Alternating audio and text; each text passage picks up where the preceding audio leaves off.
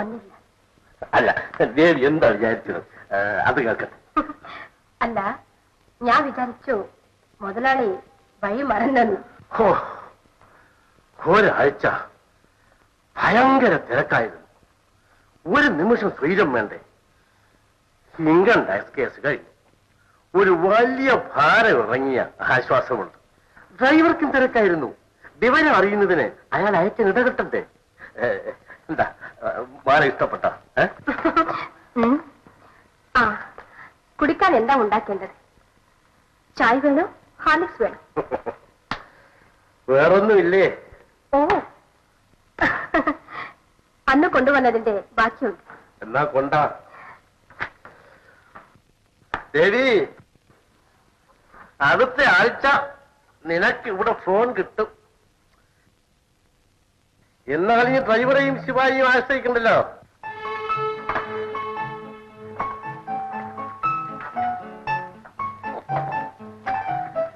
എന്തൊരു ക്ഷീണം!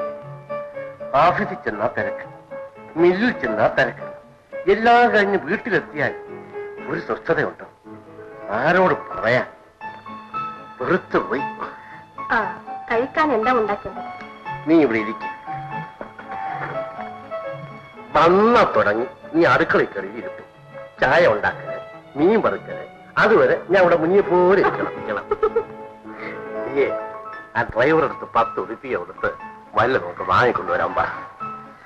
എല്ലാ ശല്യങ്ങളിൽ നിന്നും രക്ഷപ്പെട്ട അല്പസമയം സ്വസ്ഥമായിരിക്കാനാണ് ഞാൻ നിന്റെ അടുത്ത് വരുന്നത്.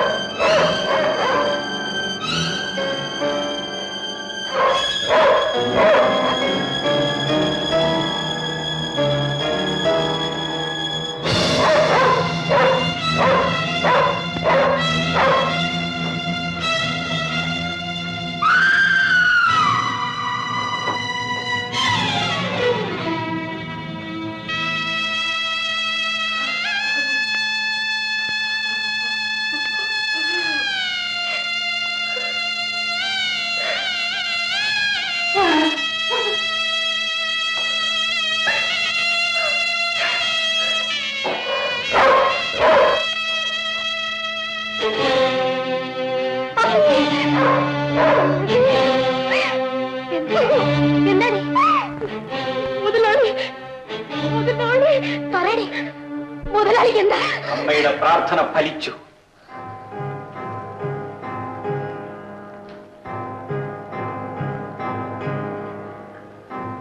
അച്ഛൻ മരിച്ചു.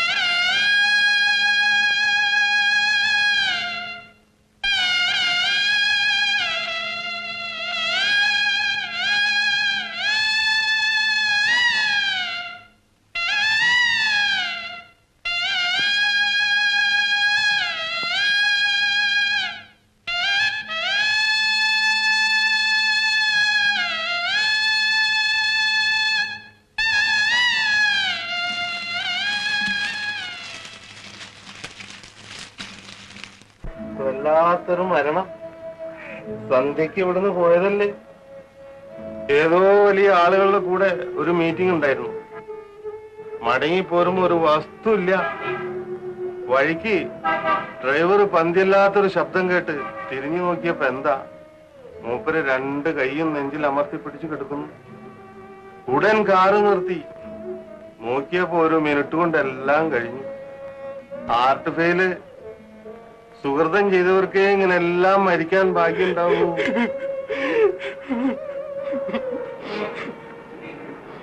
പോവേണ്ടത് പോയി, കരഞ്ഞിട്ടെന്താ?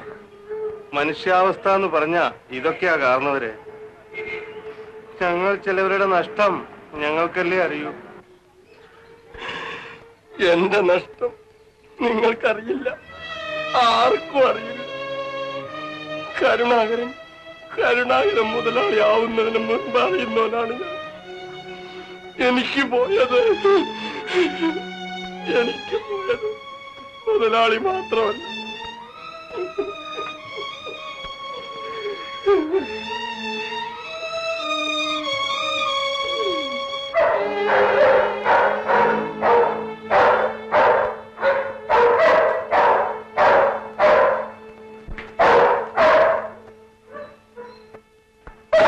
ഏട്ടൻ കാപ്പി കഴിക്കാതിരിക്കുന്നു.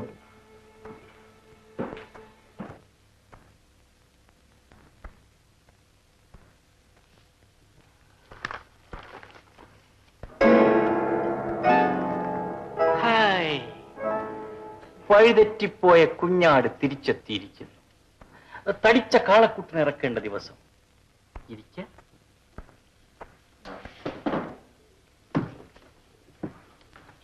വേണ്ട, പിന്നെ മതി. നീ വരില്ലെന്നാണ് ഞാൻ കരുതിയത്. കമ്പി കിട്ടിയപ്പോൾ ഞാൻ സ്ഥലത്തില്ല. എനിക്കറിയാം. ഉച്ചവരെ ഞങ്ങൾ കാത്തു. ശവസംസ്കാരം 12 മണിക്കായിരുന്നു. ഇന്നലെ വൈകുന്നേരം 5 മണിയായി കമ്പി കിട്ടാൻ. നേരത്തെ കിട്ടിയാലും നീ വരില്ല. ഒരിക്കലും നീ അച്ഛൻ ഇഷ്ടപ്പെട്ടിരുന്നില്ല. ഏട്ടനോ? മരിച്ചവരോട് പക കാണിക്കരുത്. നോക്ക്, എല്ലാ പത്രങ്ങളും എഴുതിയിരിക്കുന്നു. സമുദായ സ്നേഹിയായ കരുണാകരൻ മുതലാളി നിര്യാതനായി.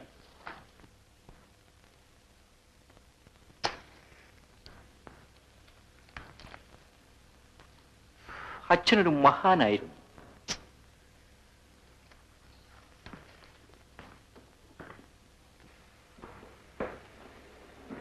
ഇന്നലെ ടൗൺ ഹാളിൽ കൂടി അനുശോചന യോഗത്തിൽ കളക്ടർ വന്നു, DIG ഉണ്ടായിരുന്നു, എല്ലാ പാർട്ടിക്കാരും പ്രസംഗിച്ചു.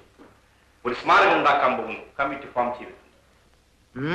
സംഭാവന തുകകളുടെ വാഗ്ദാനം മുറയ്ക്ക് നടന്നിട്ടുണ്ടാവും. നീ ഇപ്പോഴും ആ പഴയ ആൾ തന്നെ. എന്നോട് എന്ത് പറയാം? ഏട്ടനും മാറിയിട്ടില്ല.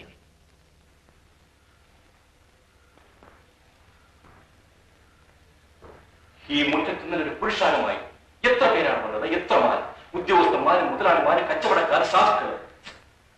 He was a great man.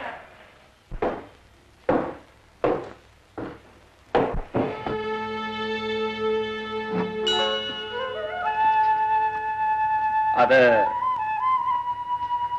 കിടാവിളക്കായി കത്തിക്കാൻ ഞാൻ പറഞ്ഞിട്ടുണ്ട്. എനിക്ക് വേറൊരു പ്ലാൻ കൂടിയുണ്ട്. അച്ഛന്റെ ഓർമ്മയ്ക്കായി. He's a fool.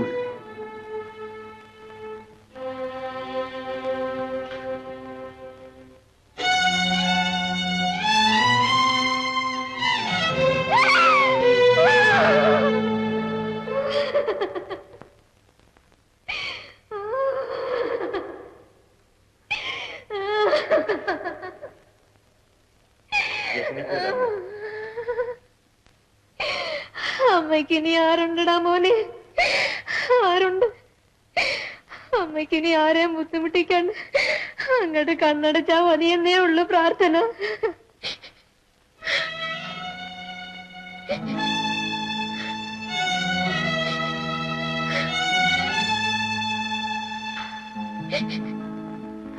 ഞാനിനി അധികകാലം ജീവിച്ചിരിക്കില്ല. നീ ഇനി എങ്ങോട്ടും പോകല്ലേ ദാസ. അമ്മ സമാധാനായിട്ടിരിക്കണം. സൂക്കേട് സാരില്ല. സാരമില്ല, സാരമില്ല. എല്ലാരും പറയും സാരമില്ല. നിന്റെ ഏട്ടന്റെ വിചാരം എനിക്ക് ഒരു സൂക്കേടില്ലാന്ന്. എന്റെ കഷ്ടപ്പാട് എനിക്കല്ലേ അറിയൂ. കൊണ്ടുപോകുന്നു.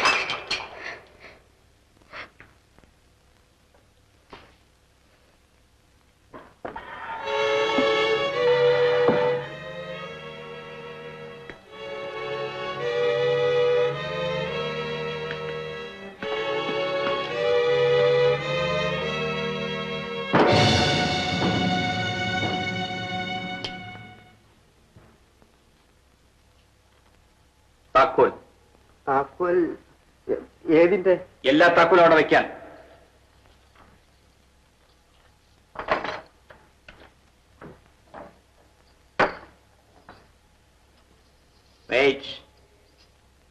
എത്ര കൊല്ലമായി ഇവിടെ? 16. ഓ, ടു മച്ച്. നിങ്ങൾക്കിനി വേണ്ടത് വിശ്രമമാണ്.